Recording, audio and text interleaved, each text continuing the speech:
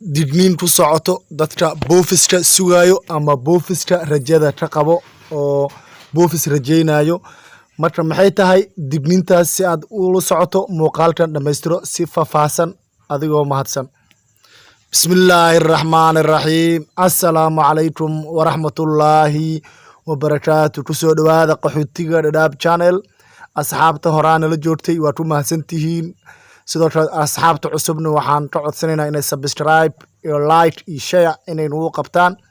Marka insha Allah maanta qodobkeen waxaan ka hadli doonaa warbixin aad u muhiim ah. Warbixintaas oo ku saabsan waxyaabo badan oo ku saabsan arrimaha boofiska, waana digniin ama talo ama waano sida u taqaantid ayuu qodobkan ku saabsan yahay.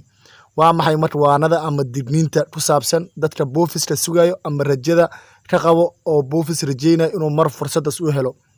Marka aan ku bilaabo qodobkaas, sida ula socotin dad badan ayaa boofis sugayo. Dadka boofiska sugayo marka waa wadamo badan waaye oo deeq bixiyaal ah sida Mareykanka, Ingiriiska, Australia, Netherlands, Sweden iyo wadamo badan oo caalamka Yurub ah.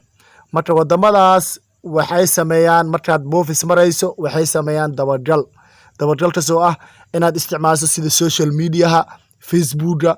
Haddii Facebook aad leedahay, Facebook ay dabagal ku sameynayaan waxyaabaha ka soo bastiraysid. Sidoo kale waxay baarayaan TikTok aaday baarayaan haddii TikTok inaad isticmaasho in kale.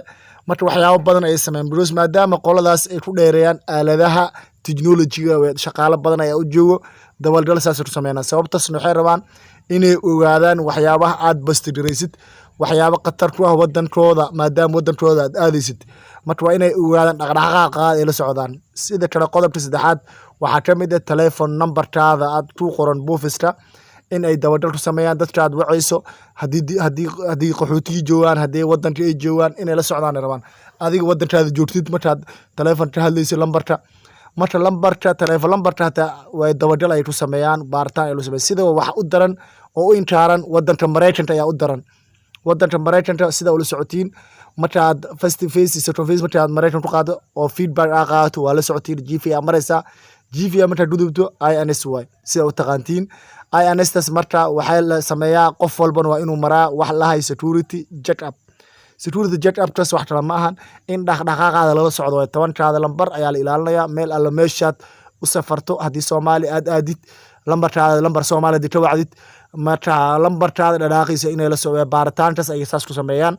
Sidoo kale waxay sameeyaan Facebook inaad leedahay ayay ku weydiinayaan. Inaad leedahay TikTok ayaad maxalli baaritaan ay ku sameeyaan haddii u sheegtid iyo haddii u sheeginbo. Marka su'aalaha hadda iyo la bilaabay ayaa jirto oo la bilaabi doono. Waxay bilaabayaan waxa leeyahay aaladaha ma isticmaashaa leeyahay email ma leedahay wallahi email ma leedahay email ha waa leedahay emailkaada qornayaan. Facebook ma leedahay Facebook ciwaan ma leedahay ha email ciwaankaada qor iyo noo qor ku lahayaan.